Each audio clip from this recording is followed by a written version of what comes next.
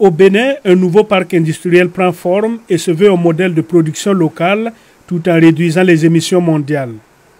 Bien que le chantier soit toujours en cours, la zone industrielle de Glodjibwe d'Ariz transforme déjà des noix de cajou et fabrique des vêtements pour les marchés occidentaux.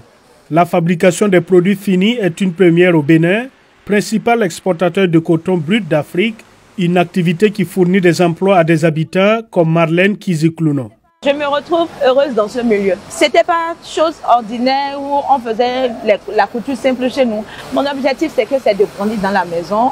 Et voilà comment je suis là, ça fait mieux. Selon les économistes, les zones industrielles façonneront l'avenir de l'Afrique qui passe de l'exportation de matières premières et de l'importation de produits finis à la production locale.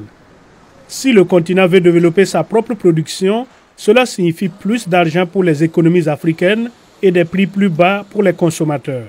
Selon l'entreprise, transformer les matières premières localement est également bénéfique pour la planète. La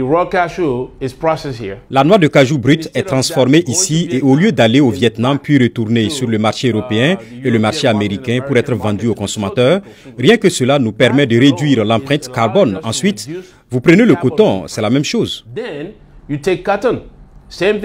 Selon la Banque mondiale, le transport maritime international est responsable de 3% des émissions mondiales de gaz à effet de serre qui entraînent le changement climatique. Les activistes s'accordent à dire que la réduction des expéditions de matières premières africaines destinées à être transformées à l'étranger permettrait de limiter ces dégâts. Nous avons tendance à produire des matières premières dans un pays, à les transporter dans un autre pour les transformer, et puis à les expédier dans un troisième pays pour vendre le produit fini. Si nous pouvons passer à une économie où les matières premières sont traitées plus près du point d'extraction, nous pouvons réduire considérablement les émissions inutiles.